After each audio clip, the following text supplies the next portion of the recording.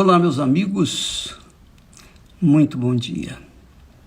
Que o Espírito do Altíssimo Deus venha sobre todos vocês, todos.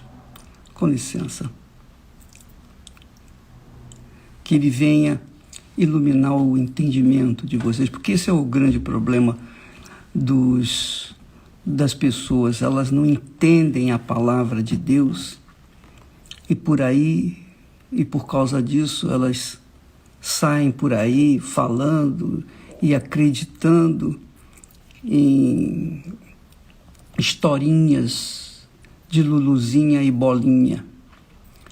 E por isso, infelizmente, a maioria das pessoas que diz crer no Senhor Jesus vive uma vida insignificante, uma vida triste.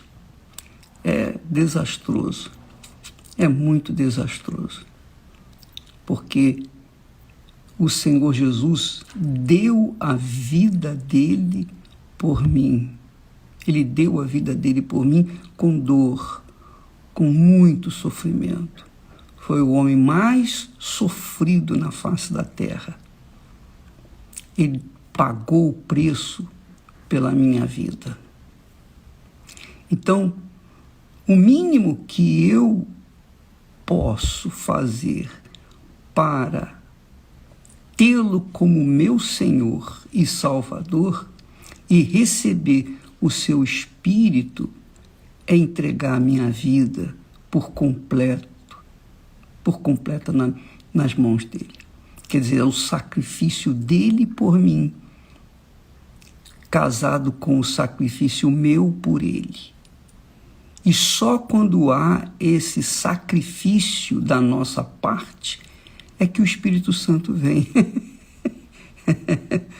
O apóstolo Paulo fala que o Espírito Santo é o penhor da promessa, é o penhor de Deus. Quer dizer, a garantia que somos de Deus. Infelizmente, nem todos pensam assim, porque lhes falta o discernimento espiritual, lhes falta o entendimento espiritual. Por isso, Paulo também fala lá em 2 Coríntios 4:4, que o Deus desse mundo, que é o diabo, cegou os entendimentos das pessoas. Quer dizer, cegando os entendimentos, as pessoas não entendem. E se elas não entendem, como é que vão ter fé para serem salvas? Por conta disso é que nós vemos muitas coisas que não gostaríamos de ver neste mundo, infelizmente. Mas, bola para frente, né? Nós temos que seguir em frente e anunciar, e pregar, e ensinar aqueles que têm interesse, aqueles que têm sede e fome da verdade. Então, é para isso que nós estamos aqui.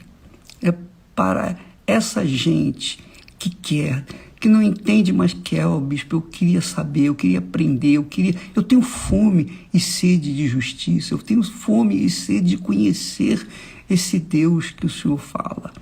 Pois bem, veja só, só para você ter uma ideia, para nós entendermos bem o Novo Testamento, nós temos que recorrer ao Velho Testamento. Porque o Velho Testamento traz os princípios da fé cristã. Você verifica que o tabernáculo que Moisés edificou no deserto, todo o tabernáculo aponta para Jesus. Em cada peça do tabernáculo fala de Jesus. É claro que eu não vou falar isso aqui, não vou começar a ensinar, porque é um estudo longo, profundo e talvez cansativo para as pessoas que estão sofrendo. Eu só quero dizer que para você entender o Novo Testamento, você tem que recorrer ao Velho Testamento, porque a fé começou com Abraão. A fé começou com Abraão. E Abraão aprendeu a fé, o segredo da fé, com a obediência à palavra de Deus. Ele aprendeu a obediência por conta da sua lealdade, fidelidade, do seu caráter desejoso de conhecer, de viver uma vida separada do paganismo que havia naquela altura, da idolatria que havia naquela altura. Você que está assistindo a novela Gênesis, você está vendo o que o paganismo, a idolatria faz com as pessoas, não é? Você está vendo lá a história de Terá, embora não esteja na Bíblia exatamente, mas você pode supor, se você estudar a história, você vai entender que na história fala mais a respeito de Terá, não a Bíblia. Mas o que fica claro é que se você entender o Velho Testamento, os costumes, as tradições, a maneira do povo de Israel, como ele era, como ele se comportava, como ele constituía família. Quando você começa a entender o Velho Testamento, aí o Novo Testamento fica claríssimo para você. Você vai ver as coisas importantes. Por exemplo, no Velho Testamento, Deus deu a lei, né, as leis. O primeiro grande mandamento fala: amarás ao Senhor teu Deus de todo o teu coração. Primeiro mandamento. Primeira coisa é amar a Deus de sobre todas as coisas. Priorizar o Senhor. Ora, nós vamos lá para o Novo Testamento, Jesus repetiu esse mandamento para o jovem rico: amarás o Senhor teu Deus, etc, etc. Ora, amar a Deus sobre todas as coisas é a haste principal da cruz, o pé da cruz. Pé da cruz, quer dizer, o relacionamento homem e Deus, relacionamento servo e senhor. E o segundo grande mandamento, ele diz assim: amarás o teu próximo como a ti mesmo. Quem é o próximo da pessoa? Quem é a pessoa mais próxima minha? É a minha esposa, é a Esther. Entende o que eu estou falando? Qual é a pessoa mais próxima sua? É o seu marido. Então, você tem que entender que aí o seu marido ou a sua esposa são os braços da cruz. São os braços da cruz. Então aí nós temos a cruz. A partir daí, nós entendemos que aquela palavra que Jesus disse assim: quem quiser vir após mim, negue-se a si mesmo, tome a sua cruz e siga-me. Siga-me. Então a cruz é essa. Aí, a pergunta que nós deixamos para responder hoje, sobre por que Jesus não falou, o bispo, sobre os dízimos tanto. Ele falou uma única vez sobre os dízimos, que eu vejo aqui no texto sagrado, foi quando ele criticou os escribas e fariseus hipócritas.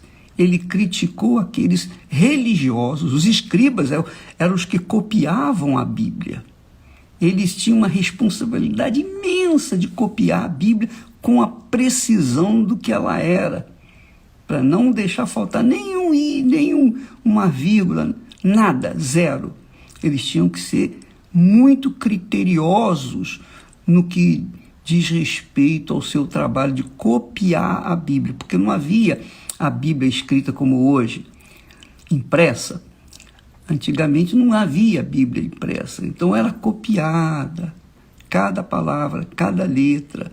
Então os escribas tinham essa incumbência, esse trabalho, essa tarefa. E Jesus fez uma dura, dificílima crítica e até condenatória dos escribas e fariseus hipócritas. lá em Mateus capítulo 23, você vai ver isso. Jesus disse, ai de vós. Quando o próprio Deus fala, ai de vós, a gente sabe o que quer dizer. Ai, quando você tem uma dor de dente, quando você tem uma dor de barriga, quando você tem um problema, você diz, ai. Pois bem, imagine Deus falando, o próprio Deus na pessoa do Senhor Jesus, falando, ai de vós.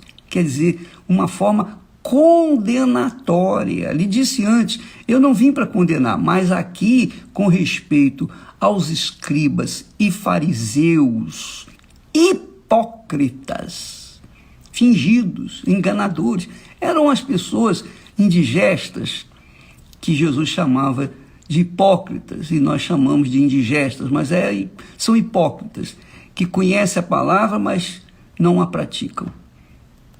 Pensam que pelo conhecimento da palavra já é suficiente, mas não.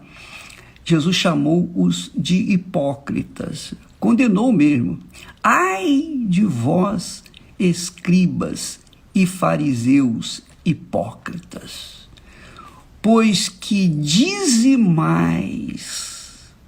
quer dizer, daí o dízimo. Veja só, Jesus falando dízimo. Pois que dizimais a hortelã, o endro, o cominho. Jesus sabia disso. Sabia disso. Dizimais a hortelã, o endro e o cominho.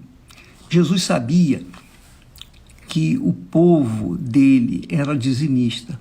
Desde Abraão. Abraão começou a dizimar. Abraão pagou os dízimos dos despojos da vitória que ele teve sobre os reis, os 4 reis que ele venceu. Ele pagou os dízimos a Melquisedeque, que era o sumo sacerdote, que era o sacerdote do Altíssimo. Você vai ler isso lá em Hebreus capítulo 7 e também lá no Velho Testamento. Então, Jesus disse, ai de vós, escribas e fariseus hipócritas, porque Jesus conhecia que o judeu, desde pequeno, aprendeu a dar o dízimo, a ser fiel no dízimo. Os filhos dos judeus aprendiam desde cedo os dízimos, com respeito aos dízimos e ofertas alçadas. Então, você falar para o judeu, para ele dar o dízimo, é chover no molhado, porque ele já sabe disso. Ele está careca de saber. Ele aprendeu isso desde pequenininho. Assim como ele aprendeu a usar o quipá, assim como ele aprendeu a guardar o sábado, assim como ele aprendeu outras tantas coisas, o judeu também aprendeu os dízimos e ofertas. Assim como ele aprendeu também a não comer carne de porco. Então, minha amiga, meu amigo, Jesus sabia que o povo dele tinha pleno conhecimento dos dízimos e das ofertas. Tanto é que você se lembra lá no texto sagrado, diz que Jesus, sentado no gasofilaço, via, lá no templo, ele observava as pessoas que davam ofertas, ele estava olhando as pessoas que vinham trazer ofertas. Então ele viu muitos ricos trazendo grandes somas de dinheiro, de ouro, e depositavam ali no gasofilácio. E veio uma viúva pobre, depositou 2 moedinhas. Então Jesus chamou os discípulos e disse-lhes, olha, está vendo? Aquela viúva pobre deu mais do que todos eles juntos. Por quê? Porque ela deu do que tinha, de tudo que tinha. Ela não deu dízimo, não. Ela deu tudo, ela deu 100%. Tudo que ela tinha eram 2 moedinhas. Mas aquelas moedinhas davam para sustentá-la naquele dia, comprando pão, alguma coisa para comer naquele dia. Era uma viúva, não tinha um marido para ajudá-la. Então, ela confiou em Deus. Ela confiou que Deus iria suprir a sua necessidade. Então, Jesus a elogiou. Então, ele sabia que o povo dele, o povo judeu, era dizimista desde pequeno. Então Jesus não trata desse assunto de dízimo para pessoas que já sabiam. O que nós falamos, por exemplo, sobre dízimo, eu não sabia o que era dízimo. Honestamente, eu não sabia, nunca ouvi falar em dízimo na minha vida. Eu era católico, nunca aprendi a Bíblia. Eu não conhecia a palavra de Deus. Mas quando eu leio a Bíblia, eu aprendo que lá está escrito com clareza sobre o dízimo, as ofertas alçadas. Então, fica aí compreendido que Jesus falou sobre o dízimo, porque ele diz assim: vocês, escribas e fariseus hipócritas, vocês dão os dízimos da hortelã, do endro e do cominho, mas vocês desprezam o mais importante da lei. Quer dizer, o que adianta a pessoa também ser dizimista, fiel na igreja hoje? Você é um membro fiel, dizimista, mas o que adianta você ser fiel nos seus dízimos, nas suas ofertas, e continuar vivendo no pecado? O que adianta eu pregar o evangelho? O que adianta eu ser dizimista? O que adianta eu fazer algumas coisas que agradam a Deus, mas se eu estivesse vivendo no pecado, de nada ia adiantar. De nada adianta eu pregar o evangelho, ajudar outras pessoas, se eu não guardo, não observo os preceitos mais importantes da lei ou os preceitos mais importantes do Senhor Jesus. Então, amiga e amigo, preste bastante atenção. Jesus está falando aqui com os fariseus e hipócritas. Ele está se referindo aos fariseus e hipócritas e ensinando para os discípulos que estavam junto dele. Vocês dão os dízimos da hortelã, do endro e do cominho, mas vocês desprezam o mais importante da lei. Vocês desprezam o mais importante, porque dar o dízimo é simples, é fácil. É fácil você pegar, tirar os primeiros 10%, colocar no altar e depois gastar os 90% que Deus lhe deu consigo mesmo. Isso é fácil, porque você tem 100% e você devolve 10%. É simples, você vai ficar com 90%. O difícil é você deixar a amante, o amante. O difícil é você deixar a cobiça. O difícil é você deixar o adultério. O difícil é deixar a pornografia. O difícil é deixar o roubo, a mentira, o engano. O difícil é viver uma vida correta, ser correto. O difícil é dizer sim, sim, não, não, é ser definida. O difícil é viver na linha, é viver na luz. Isso é que é difícil. Mas dar ou devolver os dízimos é simples. Pensa bem, minha amiga e meu amigo. Suponhamos que você se case, você, minha amiga, casa com um homem riquíssimo, podre de rico, você ama esse homem. E ele também diz que ama você. Esse homem é podre de rico. Então, ele fala para você: olha, fulana, eu te dou esse cartão, você pode comprar o que você quiser. Você pode gastar à vontade. Não se preocupe com o pagamento. Eu vou pagar, eu vou honrar. Pode deixar. Mas só tem uma coisa que eu peço a você. Eu tenho uma vida livre. Eu fico com você a semana toda. Mas, sábado e domingo, eu tenho a minha vida pessoal, a minha liberdade, eu tenho mulheres, enfim, eu tenho as minhas saídas. Então, fique ciente disso. Você pode gastar à vontade. Você gostaria disso? Claro, se você é uma pessoa que tem moral ilibada, se você é uma pessoa que requer o que é certo, ama a justiça, você vai dizer: não, eu não aceito isso. Eu não aceito isso. Eu prefiro você pobre comigo do que ser rico e de outras também, e dividir com outras mulheres. Não é verdade? Eu não aceitaria dividir a Esther com ninguém, muito menos ela. Dividir-me com outra pessoa, de forma nenhuma, de maneira nenhuma. Por quê? porque a gente anda na justiça. Agora, quem é Maria Gravata, ou Maria Chuteira, ou quem está buscando se fazer às custas dos outros, está procurando satisfazer a sua carne, é óbvio que aceita qualquer coisa. Aceita qualquer coisa. Mas quem quer andar na justiça, como Jesus disse, quem desprezais os preceitos mais importantes da lei, que são o juízo, justiça, que representa o Deus Pai, a misericórdia, que representa o Senhor Jesus Cristo, ele é a misericórdia de Deus, e a fé, que é o Espírito Santo. Então nós temos aí esse texto maravilhoso, revelado para todos nós. Olha só, isso está em Mateus capítulo 23 e versículo 23. É fácil guardar. Mateus 23, versículo 23. 23, Mateus.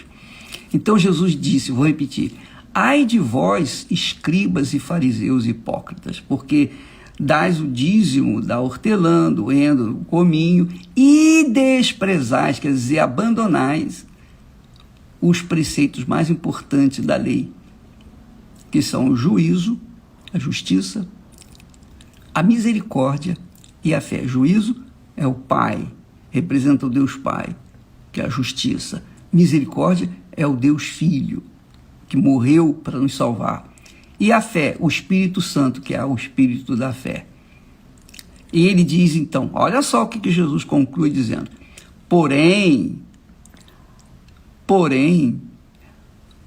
deveis fazer estas coisas, quer dizer, vocês devem dar o dízimo da hortelã, do endro e do cominho, e não omitir aquelas, ou melhor, vocês devem obedecer o juízo, a misericórdia e a fé, e não omitir, não deixar, não abandonar de continuar sendo fiel nos dízimos e nas ofertas.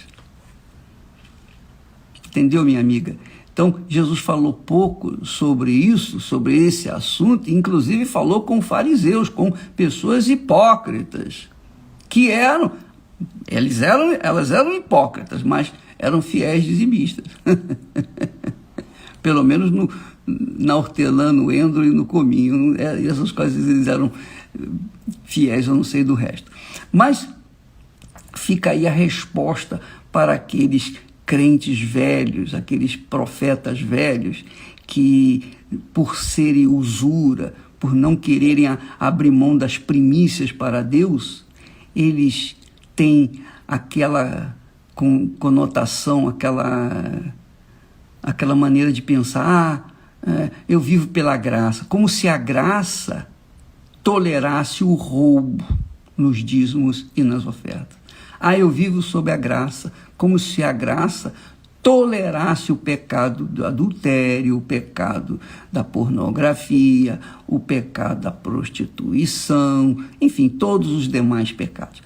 Minha amiga e meu amigo, entenda a palavra de Deus. O Espírito de Deus fala com você.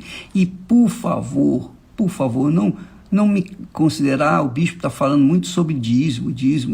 Eu estou ensinando vocês.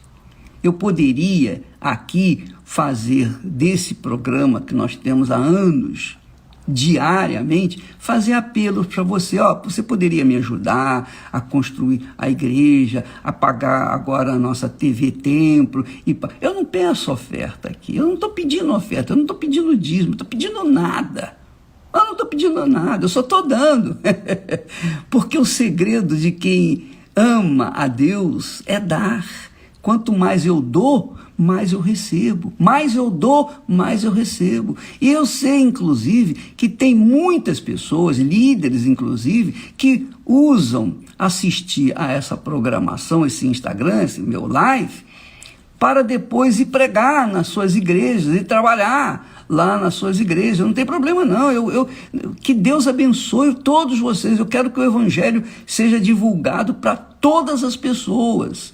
E o que Deus me tem dado, eu tenho passado, repassado para todos os que creem. Quem crê é abençoado, quem não crê continua amaldiçoado.